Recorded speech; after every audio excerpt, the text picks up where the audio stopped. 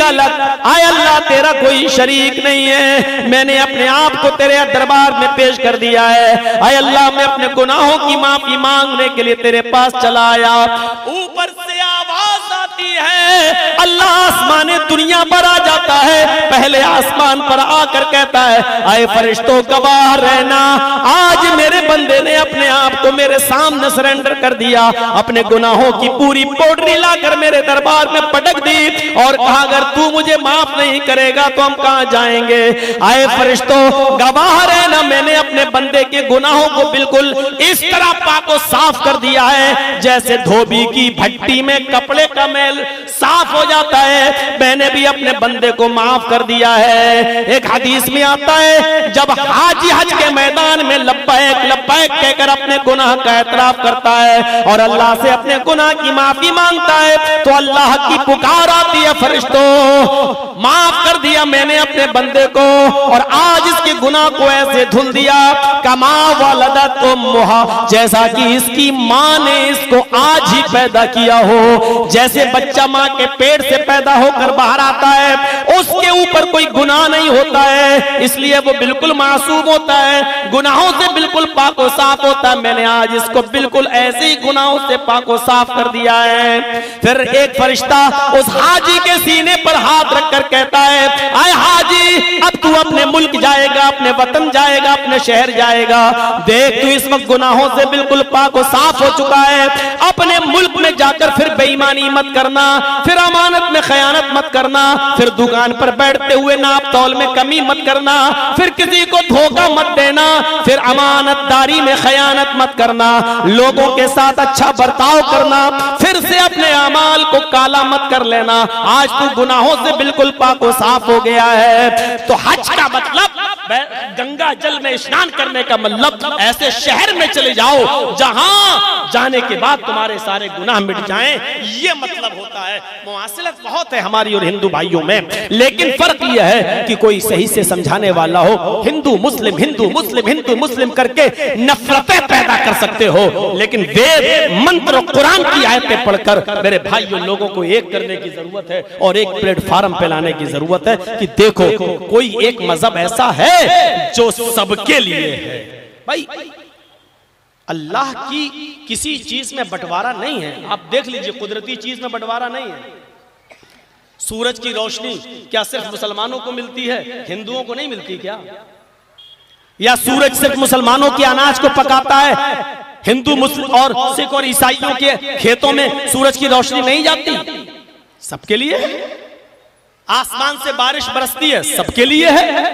अल्लाह जो हवा चलाता है वो सबके लिए है। फिर ऐसा कैसे हो सकता है कि अल्लाह की तरफ से उतारा हुआ दीन और धर्म हिंदुओं का अलग हो, मुसलमानों का अलग हो, ईसाइयों का अलग हो, यहूदियों का अलग हो, बुद्धिस्टों का अलग हो, सिखों का अलग हो, जैनियों का अलग हो? ऐसा कैसे हो सकता है? अल्लाह की तरफ से उतारा हुआ दीन एक ही है और वो सबका है और वो सबके लिए है। कोई ये नहीं कह सकता कि उस पर हमारी इजारादारी है या वो हमारा है, ऐसा नहीं है। और वही दीन है सनातन धर्म, वही है शाश्वत धर्म, वही है इस्लाम जो सबका है।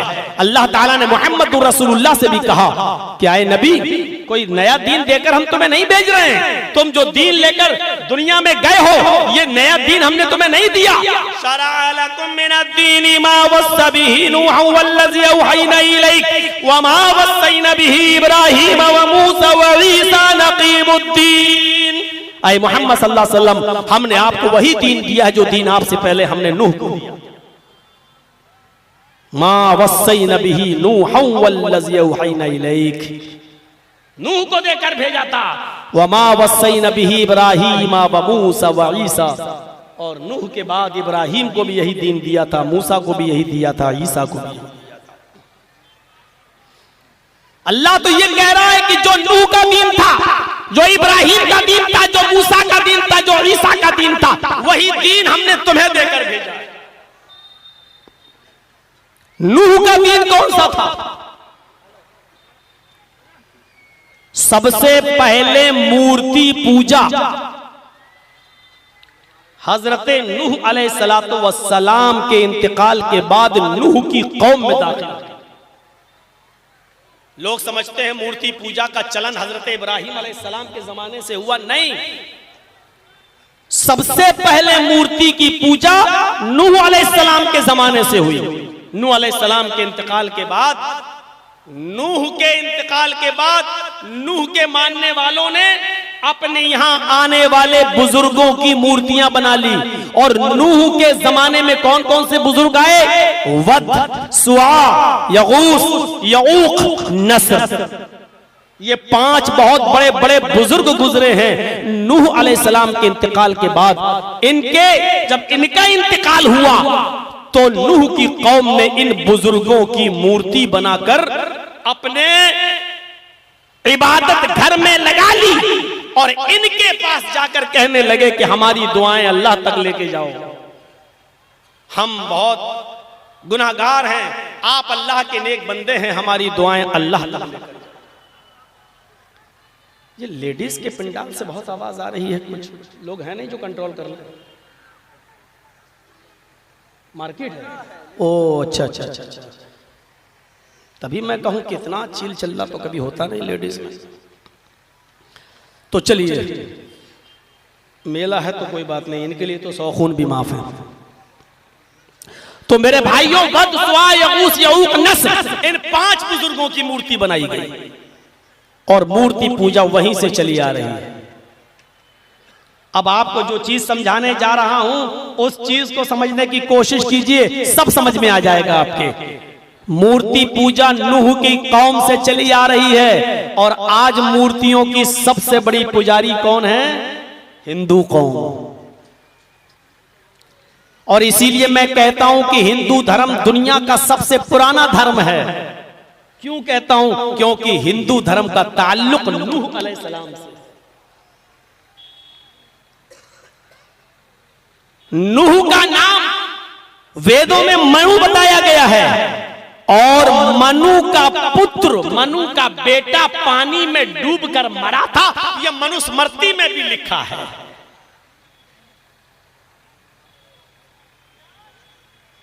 मनु ने श्राप दे दिया है, ईश्वर मेरी कौम को नष्ट कर दे, मेरी कौम अब मानेगी नहीं, मुझे स्वीकार नहीं करेगी।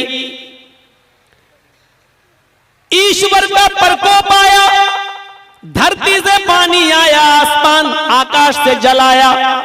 मनु का पुत्र पर्वत पहाड़ के ऊपर चढ़ गया। मनु ने अपने पुत्र से कहा, है मेरे पुत्र मेरी कश्ती में बैठ जा।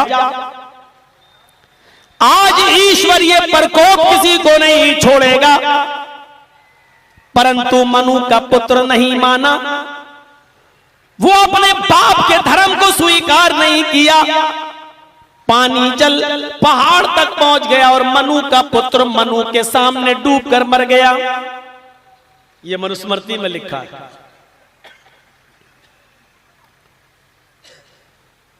कुरान में भी यही वाक़या मौजूद है। हजरत नूह अलैहिस्सलाम ने 950 साल तकरीबन तबलीग की और उसके बाद में फरमाया, रब्बि ला तज़र अलल अर्ज़ मिनल काफिरीन दय्यारा। आय अल्लाह मेरी कौम अब ईमान नहीं लाएगी, इसमें सारे काफिरों को हलाक व बर्बाद कर दे, काफिरों का कोई घर बाकी मत छोड़। रब्बि ला तज़र अलल अर्ज़ मिनल काफिरीन दय्यारा, इस जमीन के ऊपर काफिरों का कोई घर बाकी मत छोड़, सबको बर्बाद कर दे। अगर एक भी काफिर बाकी रह गया तो उस काफिर के घर में फासिक व फाजिर औलाद ही पैदा होगी। पता नहीं हिटलर ने सारे यहूदियों को कत्ल करते हुए चंद मुट्ठी भर यहूदियों को क्यों छोड़ दिया था?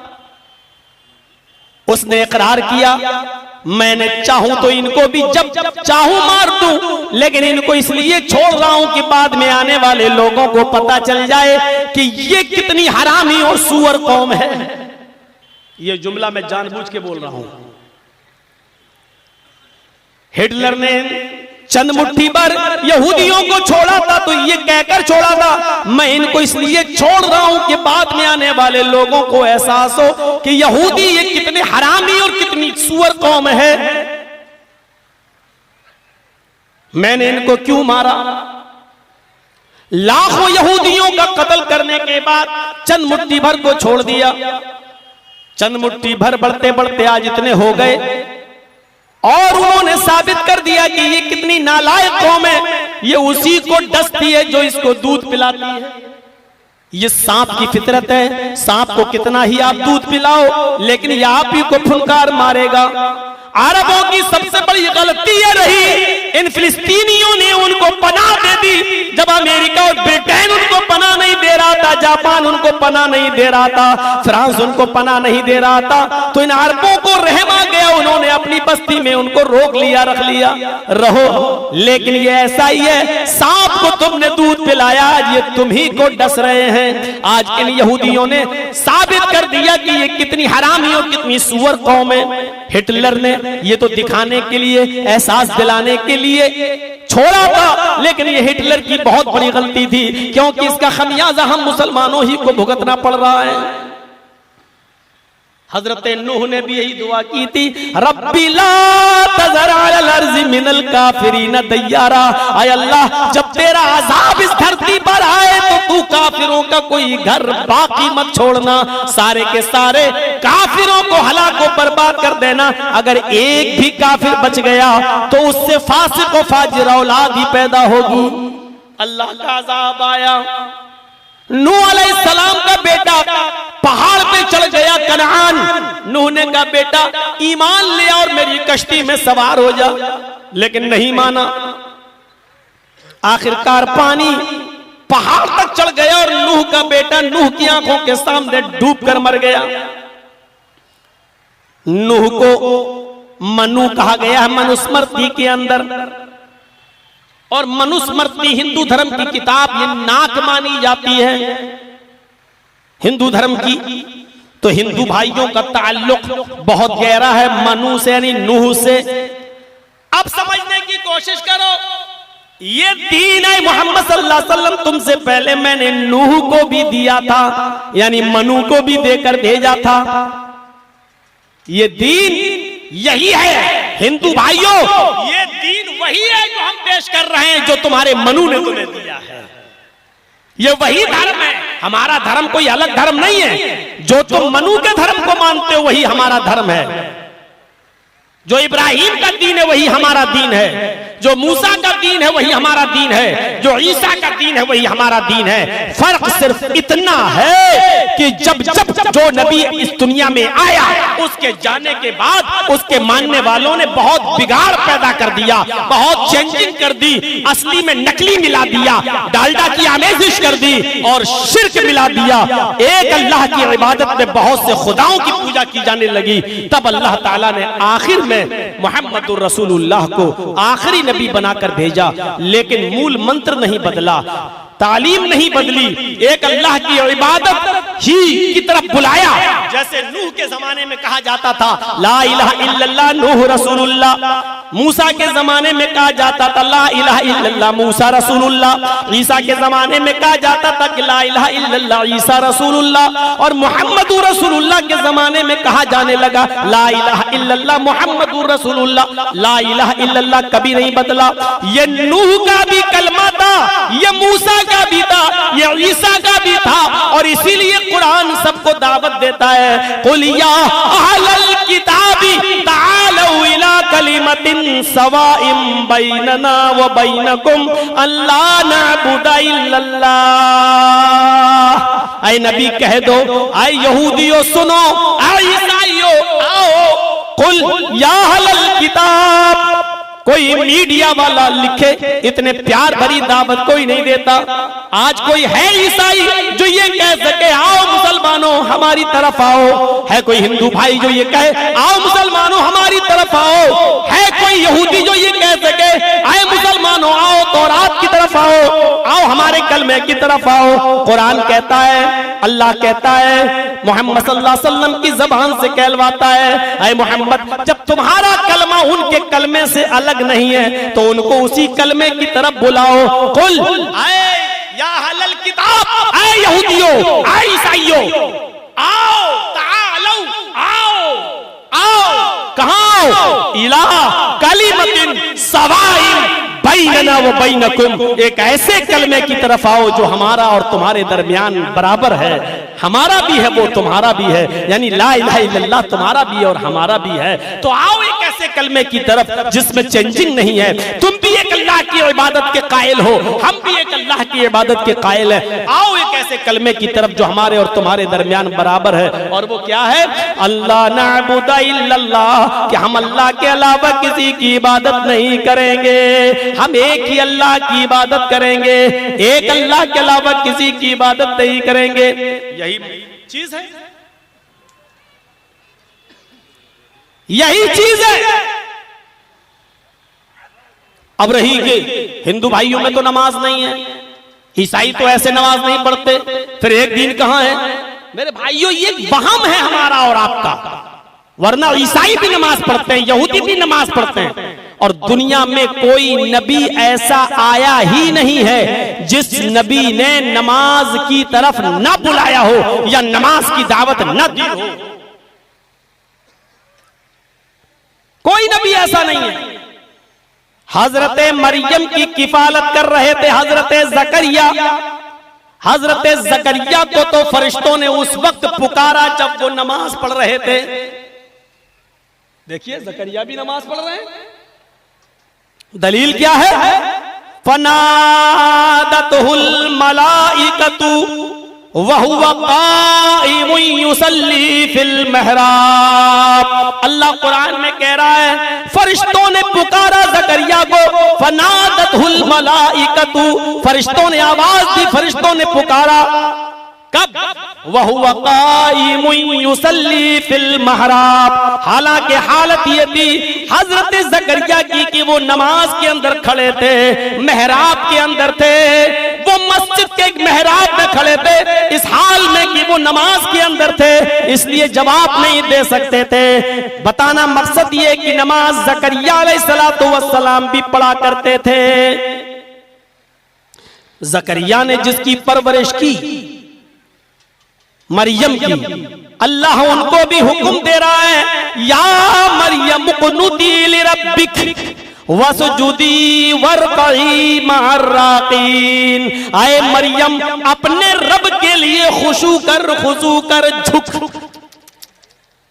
क्या कहा? अपने रब के लिए संजीदगी अख्तियार कर।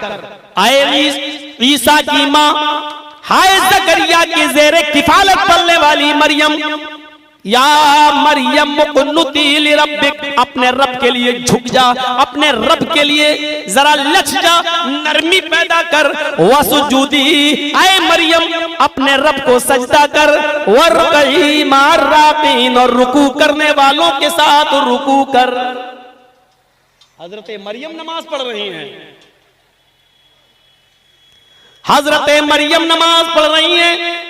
हजरत लुकमान अलैहिस्सलातु वस्सलाम को देखो, वो अपने बेटे से कह रहे हैं, या बुनैया अक़िमिस्सलाह, आए मेरे बेटे तुम नमाज कायम करो।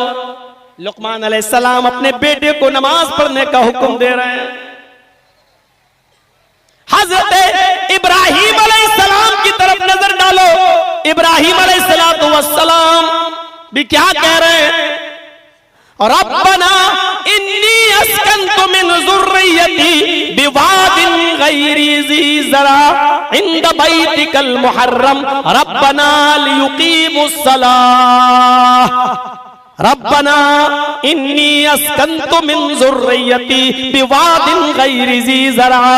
आए हमारे रब, मैंने अपने बीवी बच्चों को एक ऐसे बियाबुगयाह वादी में छोड़ा है, मैंने अपने बीवी बच्चों को एक ऐसे बियाबान जंगल में छोड़ दिया है जहां पानी नहीं, खाना नहीं, बिजली नहीं, ऐशो आराम की कोई चीज नहीं, चिड़ियों के घोंसले नहीं, दरख्त दूर दूर पर हैं और चिड़ियों के घोंसले भी नहीं, क्योंकि पानी का पता नहीं है। ऐसे बियाबुगयाह वादी में, ऐसे सुनसान इलाके में मैंने अपनी बीवी हाजरा को और उसके बेटे इस्माइल को ऐसे बियाबान जंगल में छोड़ दिया है। आए मेरे परवरदिगार, इनके अंदर खैर व बरकत देना, इनको जिंदगी देना तेरा काम है। मैंने इनको छोड़ दिया है इंद बैतिकल बैतिकल मुहर्रम, तेरे मुहतरम घर के पास, तेरे एहतराम वाले घर के पास।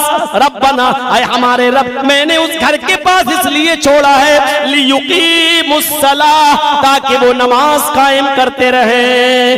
बियाबान जंगल, पानी का पता नहीं है, खाना है नहीं, अकेली हाजरा और दूध पीता छोटा सा बच्चा।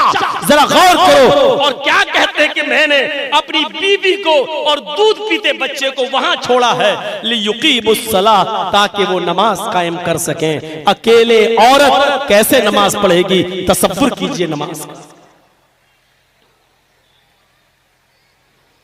हजरत इब्राहिम ये दुआ भी मांगा करते थे, रब्बि जअलनी मुकीमस्सलाह व मिन ज़ुर्रिय्यती रब्बना तक़ब्बल व तक़ब्बल दुआ। रब्बि जअलनी मुकीमस्सलाह, आय अल्लाह मुझे भी नमाज का कायम करने वाला बना दे। व मिन ज़ुर्रिय्यती, और मेरी औलाद को, मेरे बाल बच्चों को भी नमाज कायम करने वाला बना दे। यह हजरत इब्राहिम की दुआ है, रब्बि जअलनी मुकीमस्सलाह व मिन ज़ुर्रिय्यती, ऐ अल्लाह मुझे भी नमाज पढ़ने वाला बना दे और मेरे बीबी बच्चों, मेरे आलो औलाद को भी नमाज का कायम करने वाला बना दे। और ये दुआ करने के बाद कहते रब्बना व तक़ब्बल दुआ, ऐ अल्लाह मेरी बात ऐसे ही मत छोड़ देना, हमारी दुआ को कबूल कर लेना, हमारी पुकार को कबूल फरमा लेना। जब तक तू तौफीक नहीं देगा, हम और हमारी औलाद नमाजी नहीं बन सकती। हजरत इस्माइल को देखो, जो इब्राहिम के बेटे हैं, जब बड़े होते हैं, हजरत इब्राहिम अलैहिस्सलातु वस्सलाम के बारे में कुरान कहता है, क्या कहता है, यअमुरु अहलहू बिस्सलाति वज़्ज़काति। हजरत इब्राहिम इस्माइल ने अपने घर वालों को नमाज पढ़ने का हुक्म दिया और ज़कात देने का हुक्म दिया।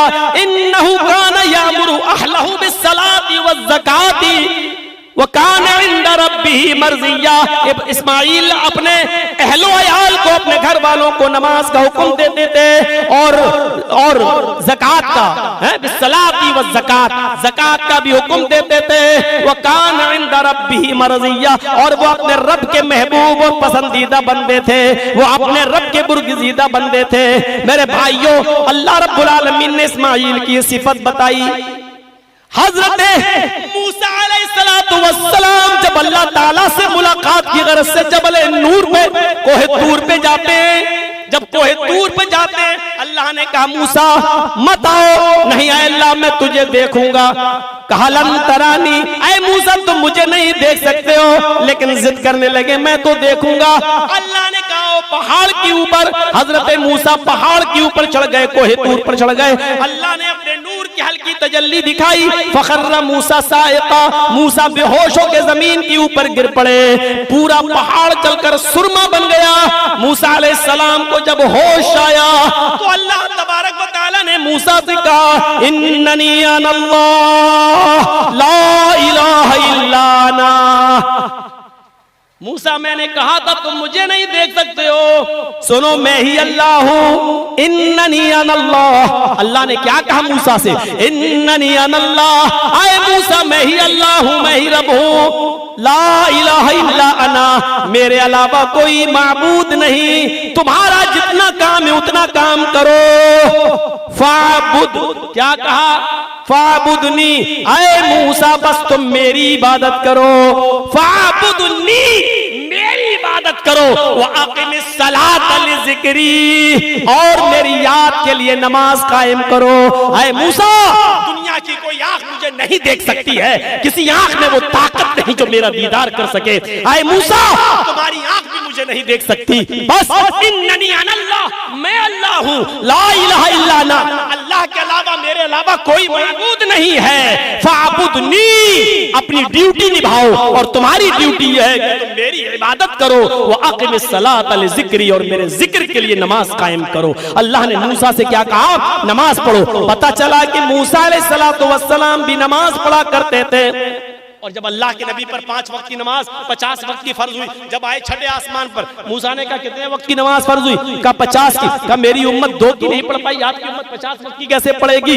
ये वाकया भी बता रहा है कि मूसा अलैहिस्सलाम भी नमाज पढ़ा करते थे, अगरचे 2 वक्त की थी लेकिन पढ़ते थे। आज यहूदियों में नमाज है 2 ही रकात है लेकिन पढ़ते हैं।